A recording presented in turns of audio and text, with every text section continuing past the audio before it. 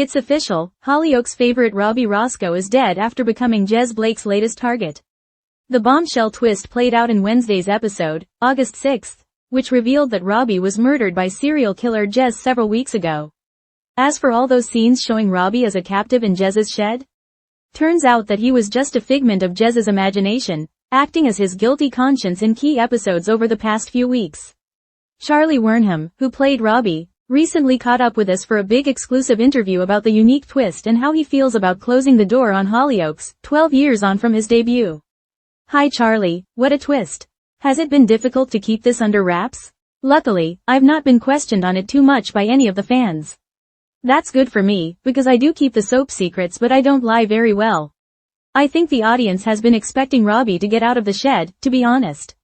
The story has thrown so many people off the scent. A few people might have started asking questions about what's going on, because Robbie's been looking incredibly well despite being held captive for weeks. But on the whole, nobody has really clocked it. How did this all come about? Had you told the producers that you wanted to leave? I was only ever going to be back for a year. At first I was only meant to do 3 months. That was why Robbie went off screen the first time, back at the start of last year. I had a job that was going to go ahead but then it didn't, so my diary became available. Hannah Cheers, who's the producer of Hollyoaks, said that she'd love to have me back for another 12 months. It was quite a big thing to relocate again, as I've got a life down here in Essex, so I said that it would probably only be for the year. I had that end date in mind when I came back, and that was really nice. I had to make the most of it, because the chances were that I wouldn't come back again. It was brilliant to come back, enjoy it and live in the moment, while seeing all of my old friends. It was great to be part of the team and revisit Robbie, as he wasn't a character I thought I'd ever play again. How did you first hear about this big death twist? Seawall, who's a producer on the show alongside Hannah, told me about it very cagily. He didn't know what my reaction was going to be, because it's all a bit bonkers when you say it out loud. It was a lot to take in. I sat with it and thought about it. Afterwards, I said that we really had to make the audience believe that Robbie was alive in that shed. Once the flashback and big reveal happens, you're only as strong as the setup. So they did that well, I think. Were there any nerves behind the scenes over such an ambitious twist? Everyone was cautious, because I don't remember this ever being done before.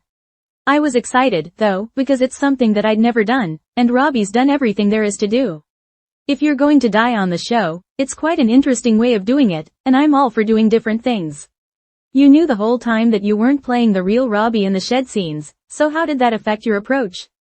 What was difficult was fighting against the reality, as the real Robbie would have been trying to escape in every scene or trying to shout for help. I had lots of conversations with Jeremy Sheffield, who plays Jez, about what Robbie would talk about. He wouldn't be talking about his own problems, wants or needs. Instead, he'd be talking more about Jez's life, because that's what would happen if this version of Robbie was just in Jez's head.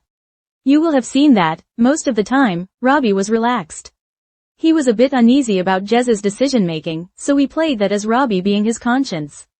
It was a nice challenge to sit down and work all of that out. Did you put any clues in for fans to spot? We tried to avoid any clues or giveaways. One of the things I said was that Robbie had to be in the same outfit and look the same in every scene. Obviously he was captured in that outfit but, as he was Jez's imagination, it wouldn't make any sense if Robbie was to get disheveled, pale or unwell.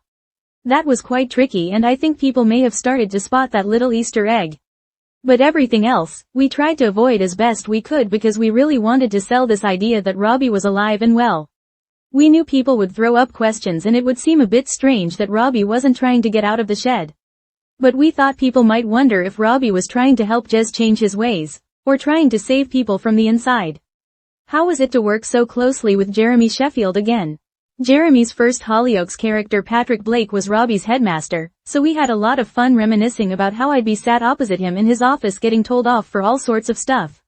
I feel like it's ended my Hollyoaks career perfectly, because I started off working with Jeremy when I was playing a school kid.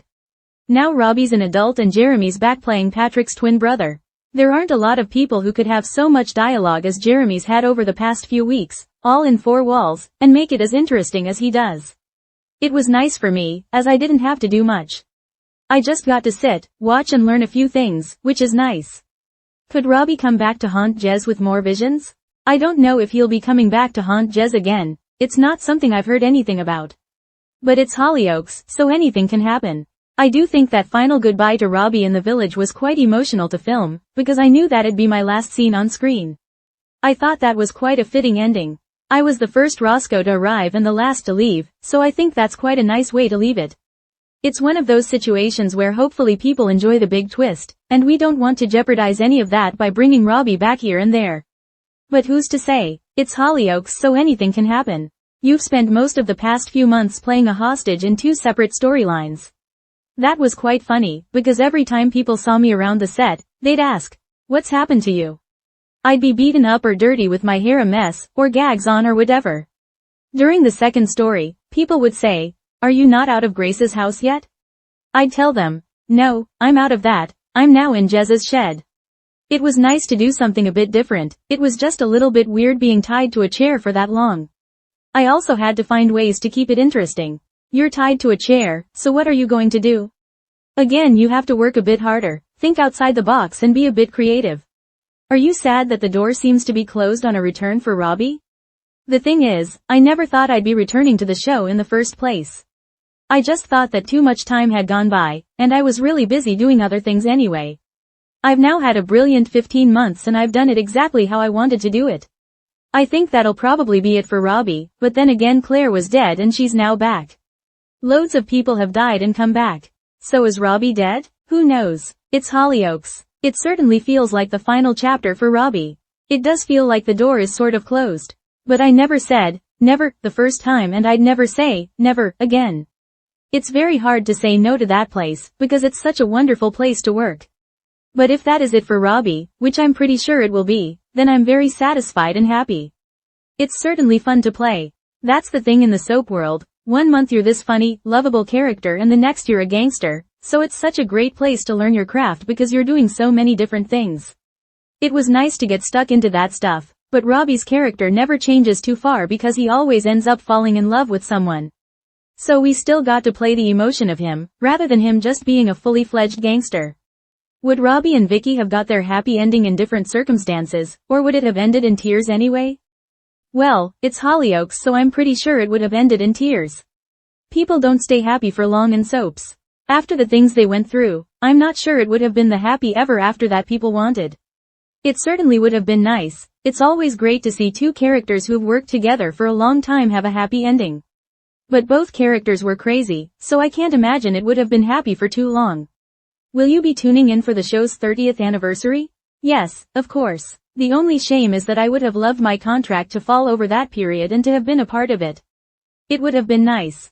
I was there when it was getting spoken about and my friends are all involved in it. It's going to be amazing. I'll absolutely have to tune in for sure. I've got a few things that I'm working on at the minute, just my own projects, really. I did a short film of my own last year, so I'm trying to look at directing as well. I've got a few things lined up with that, which is something I've always been interested in. I'm also back auditioning, I'm back out there. It's always sad when a job finishes, because you're saying goodbye to people that you like and a character that you like. But it's always exciting when you know that you're free to go up for whatever. You never know what's going to be at the end of the phone when you get an audition. Do you have a final message for the Hollyoaks fans? It's a cliché, but the fans are the reason we do it. They are the reason we've got a job and a show to shoot every single day. We've got some fans who've watched the show for 30 years and some who've only watched it for a few months. But either way, they get so invested. That's what keeps the producers and the storyliners on their toes, because they want to keep shocking the fans and keep them happy. They've got high expectations and that's what makes us keep turning up every day to do the best we can. So it's just a big thank you for the support and keep watching. Soap, and telly in general, has gone through a really tough time in the last few years. A lot of people have stuck by Hollyoaks, and it's made the show have to work really hard to keep giving them the quality of work they love and tune in for every week.